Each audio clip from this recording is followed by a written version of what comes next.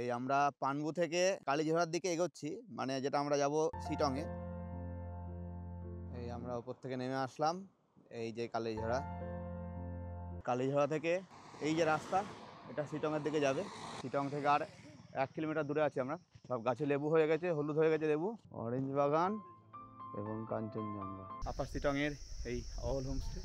আমরা যোগীঘাটে চলে এসেছি, এখন 4টে বাজে। আমরা যোগীঘাট থেকে চলে আসলাম রবীন্দ্র ভবন, মংপুর রবীন্দ্র মিউজিয়াম। মংপুর এই রবীন্দ্র মিউজিয়াম, এখানে বসেই তিনি লাস্টের দিকে কিছু কবিতা লিখেছিলেন। এই যে আমরা এখন আছি এই অহলদারা ভিউ পয়েন্টে। ওই দূরে তিস্তা, এদিকে কাঞ্চনজঙ্ঘা, নিচে মেঘ, নৈসর্গিক দৃশ্য। মনে হচ্ছে এখানে এসে টিকিটটা কাল কাটলেই ভালো হতো, আজকের দিনটা এখানে থেকে গেলে ভালো হতো। আমরা এখন এই ডাউ হিল স্কুলের সামনে চলে এসেছি। এখন 1:30 বাজে। আমি এই হনুমান টকের কাছে। আমরা এখানেই ট্যুর কমপ্লিট করব হনুমান টক দেখে।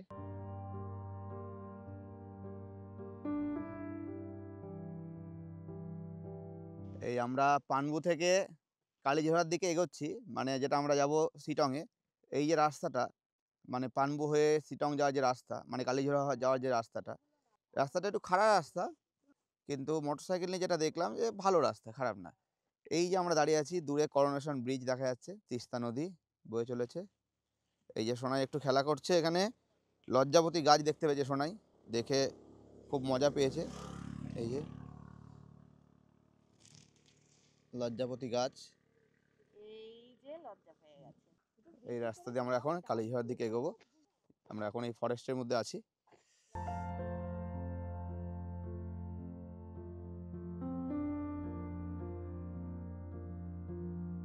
এই আমরা উপর থেকে নেমে আসলাম, এই যে কালীঝোড়া, তিস্তা নদীর একটা বাঁধ, এই যে ব্যারেজের জল যাচ্ছে এখান দিয়ে। এই রাস্তা এই কালীঝোড়ার দিকে যাবে, এই রাস্তা উপরে উঠছে, এটা ফরেস্টের দিকে। এই যে এই আমরা ড্যামের ওপরে আছি, এই হচ্ছে ব্রিজ, এই হচ্ছে তিস্তা নদী, ভীষণ সুন্দর এই জায়গার।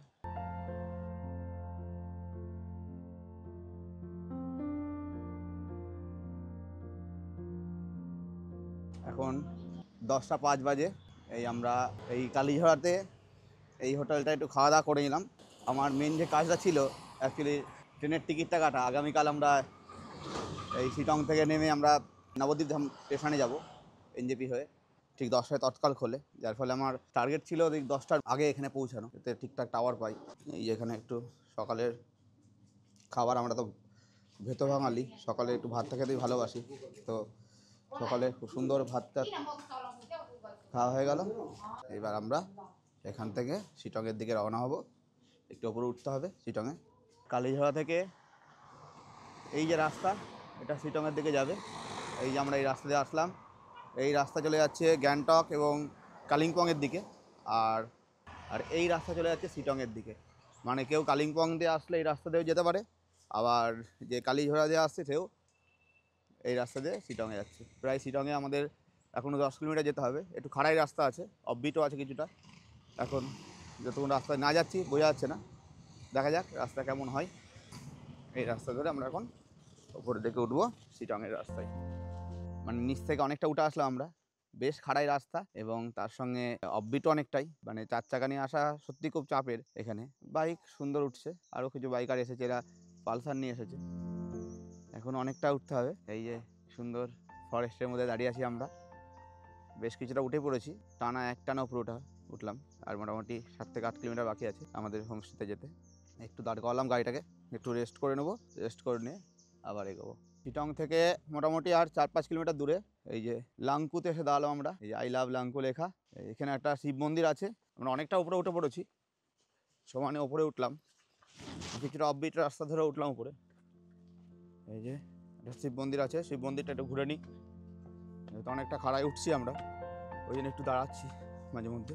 এই যে মহাদেবের মন্দির, খুব সুন্দর নিরিবিলি একটা জায়গা। ওম নমঃ শিবায়।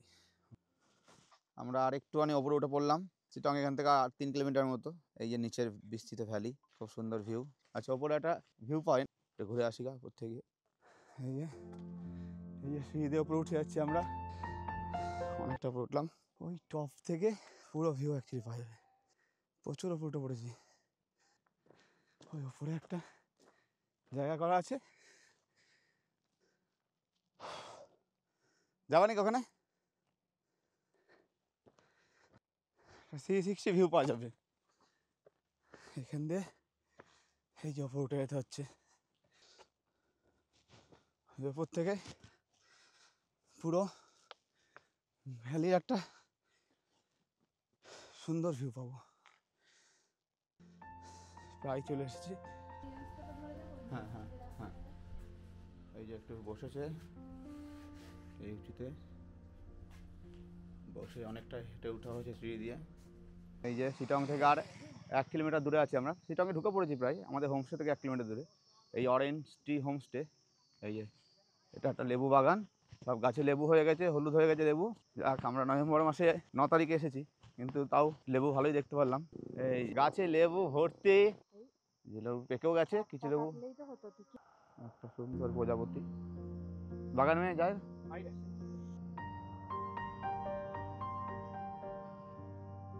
এটা মৌসুমি লেবু, দেখো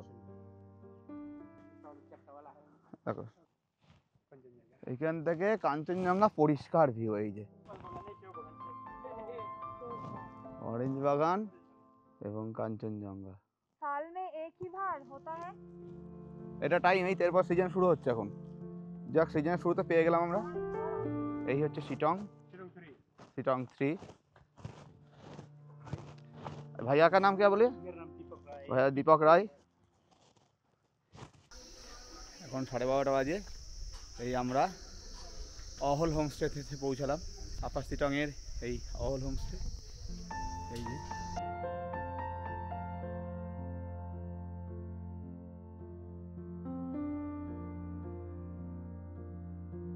চেক ইন করি, চেক ইন করে আবার তারপর আসছি ভিডিও নিয়ে।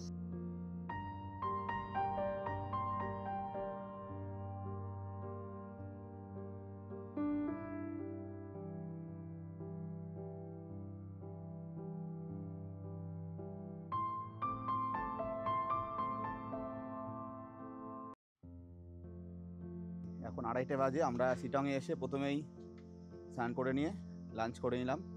এবার আমরা একটু সাইড সিনে বেরোচ্ছি, এই রাস্তা নিচে নামবো, আবার গাড়ি নিয়ে আমরা এবার একটু সামনের দিকে বেরোবো। আমরা যোগীঘাট থেকে আর মোটামুটি 10 মিনিট দূরে আছি, 3 কিলোমিটার মতো। এই যে জায়গাটা, এই জায়গাটার নাম क्या है? সাবজে শিটং। এই জায়গাটায় একটু দাঁড়িয়েছি আমরা, একটা মহাদেবের মন্দির আছে। অনেকটা নিচে নেমে আসলাম, কিছুটা অফ রোডিং, কিছুটা ভালো রাস্তা হয়ে প্রচুরটা নিচে নেমেছি, আরও নিচে নামতে হবে। তারপরে যোগীঘাট তাড়াতাড়ি দেখে মংপু যাওয়ার ইচ্ছা আছে এবং সেখান থেকে আবার ব্যাক করতে হবে। এখন 3টা 10-15 বাজে, 5টার মধ্যে ব্যাক করে আসা অর্থাৎ একটু চাপে আছি, দেখি ওই জন্য ট্রাই করছি যত তাড়াতাড়ি পৌঁছানো যায়। এই মহাদেবের মন্দির কেমন না, আমি যে পাথরটা করেছি ওই পাথরটার মতো মাছ চলছে, তাই না বলছো না? যে আমরা যোগীঘাটে চলে এসেছি, অনেকটা অফ রোডিং, অনেকটা নিচে নেমেছি। আমাদের খুব তাড়াতাড়ি এখান থেকে মংপুতে রবীন্দ্র মিউজিয়ামে যাব, সেখান থেকে ঘুরে আবার শিটংয়ে ফিরতে হবে। এই যে যোগীঘাট ব্রিজ, আর এখানে অনেক দোকান। অ্যাকচুয়ালি যোগীঘাটেও অনেক হোমস্টে আছে, এখানে অনেকে থাকে এসে। মেন যে শিটং, সেখান থেকে 12-13 কিলোমিটার দূরে এই যোগীঘাট। সেখান থেকে এখনও প্রায় 6 কিলোমিটার দূরে আছে মংপু রবীন্দ্র মিউজিয়াম। খুব সুন্দর এই যোগীঘাট ব্রিজ, অনেকে ওই দূরে গেছে। আগে ছিল এই পুরোনো ব্রিজটা এখন ভেঙে গেছে।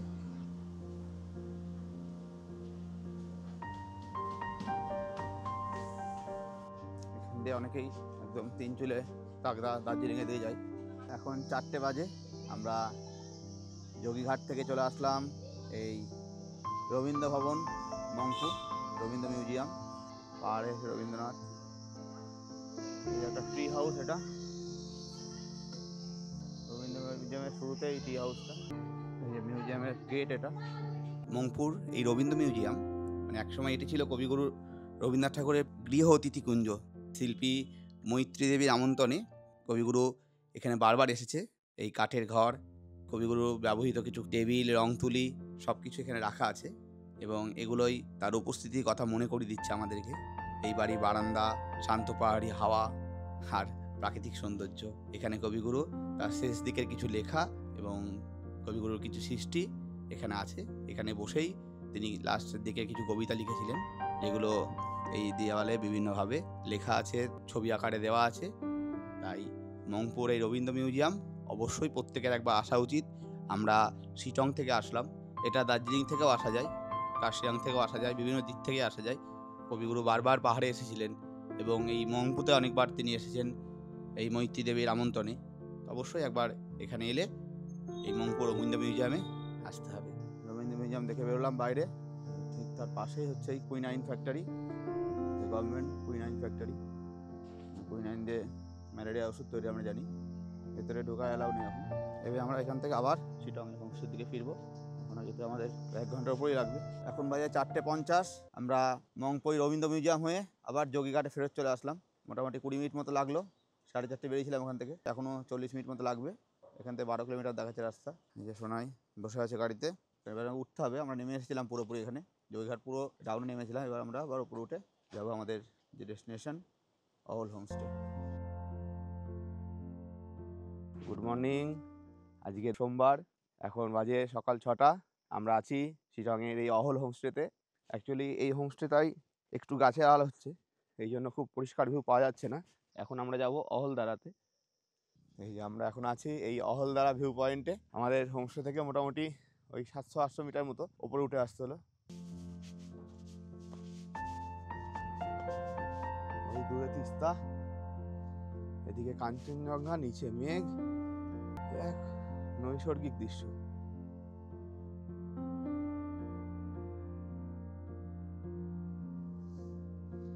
এখানে এসে পুরো স্বর্গে।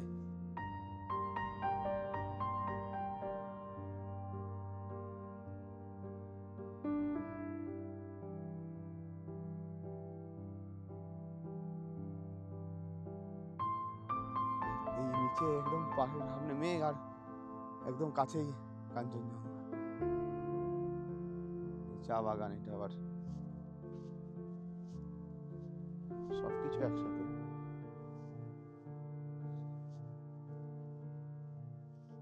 মনে হচ্ছে এখানে এসে যে টিকিটটা কাল কাটলেই ভালো হতো, আজকের দিনটা কেন থেকে গেলে ভালো হতো এরকম কোনো হোমস্টেতে।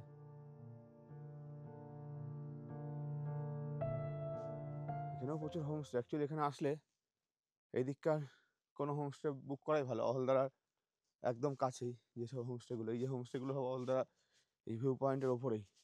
এই যে আমরা একটুখানি ওপরে উঠে আসলাম সানরাইজ ভিউ পয়েন্ট থেকে, অহলদারা ভিউ পয়েন্ট থেকে। এই যে এসে এই যে নামতিং পুকুরি, এখানে একটা এসেই হনুমানজির মূর্তি পেয়ে গেলাম। এই যে ছোট্ট পুকুরটার মতো আছে, এখানে জল থাকে, এখন আর জল নেই এই সময়। আর পাশ দিয়ে পাইন গাছের ফরেস্ট।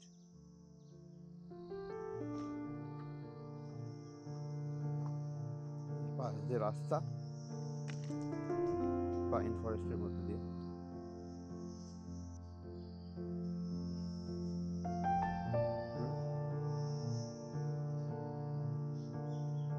একটুখানি অহলদারা থেকে নিচে নেমে এসে এই যে একটা হোমস্টে, এই যে শিটং গ্রিন হিল হোমস্টে। এই হোমস্টেটাও ভীষণ সুন্দর, এখান থেকে একদম ফুল রেঞ্জ ভিউ পরিষ্কার দেখা যাচ্ছে। এই রাস্তা নিচে নেমে যাচ্ছে, যেটা আমাদের হোমস্টের দিকে। যে আমরা ঠিক অহল হোমস্টেতে আছি, তার ঠিক একটু নিচেই এই কাঞ্চনজঙ্ঘা হোমস্টে। এই হোমস্টেটা ভীষণ সুন্দর, কারণ এই হোমস্টেটাতে একদম এই যে কমলালেবুর বাগান, আর সবচেয়ে সুন্দর হচ্ছে এখান থেকে ফুল রেঞ্জ কাঞ্চনজঙ্ঘার ভিউ। মানে এই হোমস্টেটা থাকা যেতেই পারে, এটা তো আরও সুন্দর আমার মনে হচ্ছে, কারণ পুরোপুরি কমলালেবুর বাগানটাও পাচ্ছি এখানে, আবার এই কাঞ্চনজঙ্ঘার ফুল রেঞ্জ ভিউটা, মানে হোমস্টে থেকেই ভিউ, আমরা যেটা অহলদারা থেকে দেখতে হলো আমাদেরকে।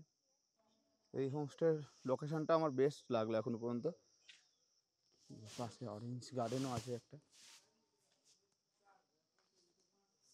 অরেঞ্জ গার্ডেনে তো আরও সুন্দর কমলালেবুগুলো পেকে আছে একদম।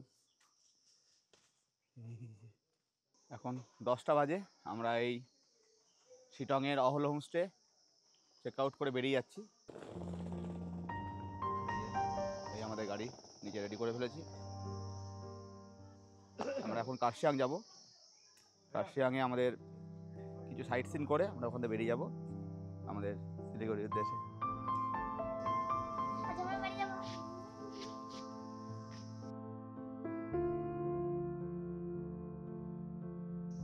শিটং থেকে বেরিয়ে যাচ্ছি, এই যে একটা হোমস্টের সামনে দাঁড়িয়ে কার্শিয়াং যাওয়া রাস্তায় যেটা, এই রাস্তা কার্শিয়াং যাচ্ছে। এই যে মেঘবেলা কটেজ, এই কটেজের ঠিক উল্টো দিকেই এই যে কাঞ্চনজঙ্ঘার পুরো বিস্তৃত ভিউ। আমাদের মোটামুটি এখনও 25-26 কিলোমিটার যেতে হবে, আমরা এবার এগোতে থাকি। এই হচ্ছে কাঞ্চনজঙ্ঘার পুরো view, full range view Kanchenjunga. এই তার সঙ্গে এই যে কুম্ভকর্ণর এই যে রেঞ্জ, যেটা সাধারণত দেখাই যায় না কোনো সময়, সেটা আজকে দেখা গেছে।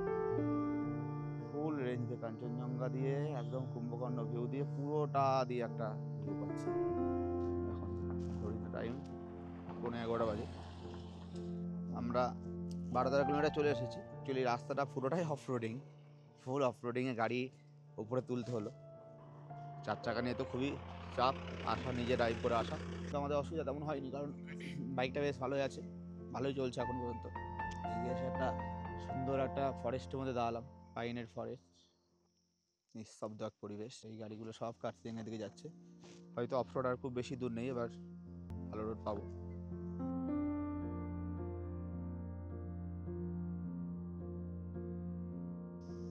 আমরা নেমে পড়লাম ওপর থেকে, শিটং থেকে অনেকটাই নামতে হলো। প্রায় আমরা নামলাম প্রায় 18 কিলোমিটার মতো নেমে পড়লাম। নেমে আমরা এই দিলারামে এসে পৌঁছালাম। এই টয় ট্রেন পেয়ে গেছি রাস্তায় আমরা। এখান থেকে দার্জিলিং চলে গেলো 18 কিলোমিটার, আর আমাদের কার্শিয়াং যাব সেটাও মোটামুটি 7 থেকে 8 কিলোমিটার দূরে। এই যাত্রা যাচ্ছে দার্জিলিংয়ের দিকে, আর এই যাত্রা যাচ্ছে কার্শিয়াংয়ের দিকে।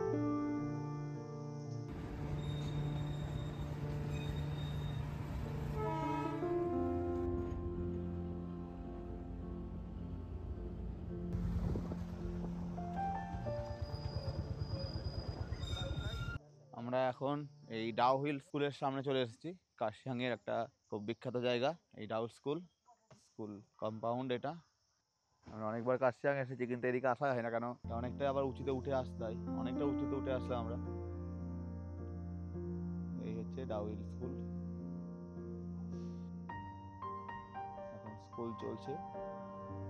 এই ডাউ হিল স্কুলের এখানেই একটু এই দোকান, এখানে একটু মোমো খেয়ে নিচ্ছে। তারপরে আছে পাইন ফরেস্ট, একটু পাইন ফরেস্টে যাব।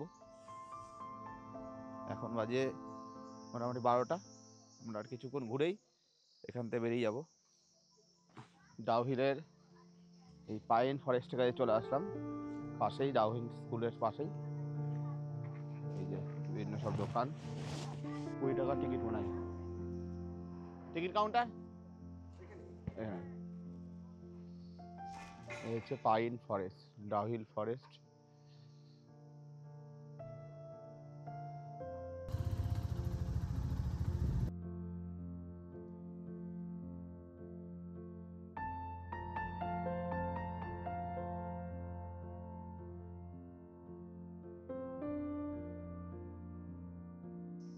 ডাউ হিল পাইন ফরেস্ট দিয়ে ওপরে চলে আসলাম এই ডাউ হিল পার্কে।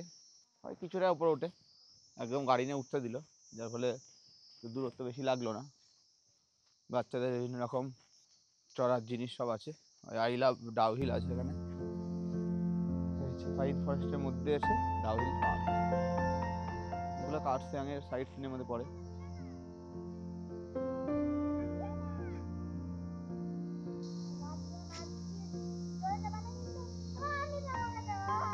এই যে পার্ক থেকে আরেকটু উপরে উঠলাম, এই মিউজিয়াম পেলাম, এই West Bengal forest school museum.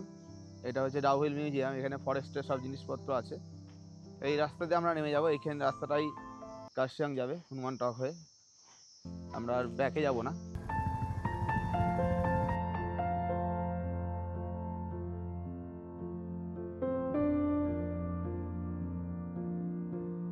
এখন 1:30 বাজে, আমি এই হনুমান টকের কাছে। এই রাস্তা দিয়ে ডাউ হিল থেকে নেমে আমি চলে আসলাম কার্শিয়াংয়ের হনুমান টকের সামনে একদম। আমরা এখানেই ট্যুর কমপ্লিট করব হনুমান টক দেখে। আমরা এখান থেকে বেরিয়ে যাবো এবার আমাদের এনজেপির উদ্দেশ্যে। এই হচ্ছে আই লাভ কার্শিয়াং। এখান থেকে দারুণ সুন্দর একটা ভিউ আমরা পাচ্ছি, চোখে দেখে একটা আলাদা শান্তি। এখান থেকে চায়ের বাগান, আর এই হচ্ছে মেন, এই হচ্ছে হনুমানজির মূর্তি।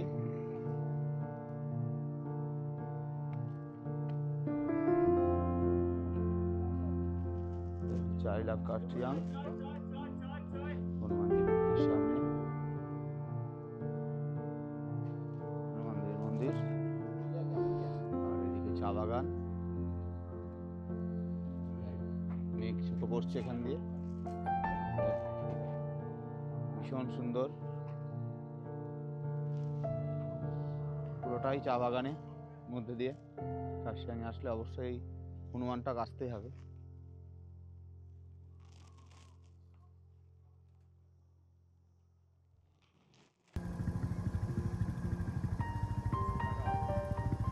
এই আমরা হনুমান টক থেকে নেমে পড়লাম, এই আবার 0 পয়েন্টে চলে এসেছি, আবার রেল লাইন পেয়ে গেছি।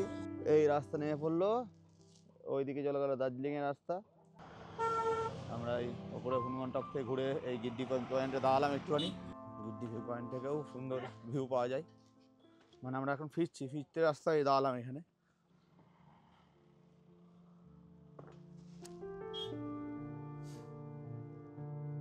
এই যে গিড্ডি ভিউ পয়েন্ট থেকে সুন্দর ভিউ পাওয়া যাচ্ছে।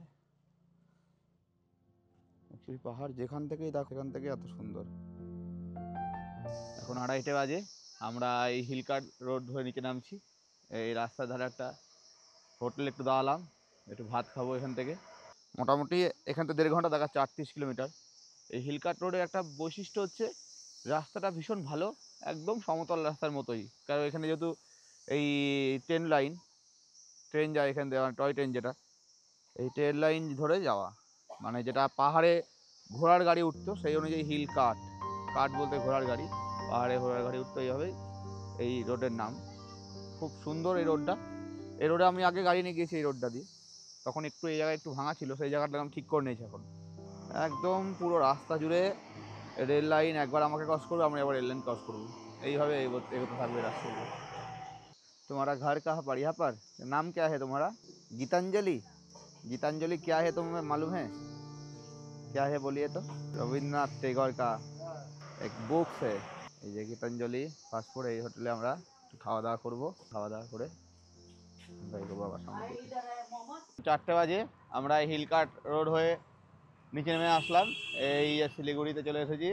এইবার আমাদের যেতে হবে এনজিপি। ওখান থেকে আমরা গাড়ি নিয়েছিলাম রেন্টু রাইডারের থেকে।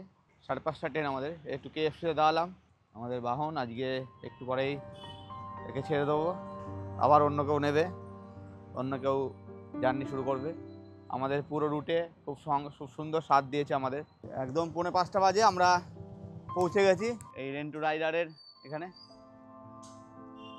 বলো ভাই, একটু বলো তুমি। আমার জার্নি তো ভীষণ ভালো হয়েছে, তোমার গাড়িও ভীষণ ভালো। হ্যাঁ, মানে গাড়ি খুব ভালো সার্ভিস দিয়েছে। আর আমি তো আমার নিজের গাড়ি মতো করেই চালিয়েছি, যেভাবে যতটা ইয়ে করা যায়। হ্যাঁ, ক্লাচ একদম যতটা না করে যতটা ইয়ে করা যায়, হ্যাঁ চেষ্টা করেছি। আগামী তো আমরা আসলে এখানে আসবো, আমাদের বন্ধু বান্ধব যারা আসবে তোমার নাম্বার আমি দিয়ে দেবো। মোটামুটি কতগুলো গাড়ি আছে তোমার? 30টা গাড়ি আছে। বাহ, ঠিক আছে। কোনো সময় গাড়ি নিয়ে কোনো অসুবিধা হলে অফকোর্স সব সময় আমরা আছি পাশে। ঠিক আছে, খুব ভালো লাগলো শুনে। ঠিক আছে, আগামীতে আসলে আবার আসবো তোমার কাছে। এই যে রেন্টু রাইডার, কিছু গাড়ি এখন ভেতরে আছে, সব বেরিয়ে গেছে। হ্যাঁ, এগুলা জাস্ট রিটার্ন আসছে তো আছে। ঠিক আছে, ঠিক আছে, আমরা তাই বেরিয়ে যাবো। হ্যাঁ, ঠিক আছে।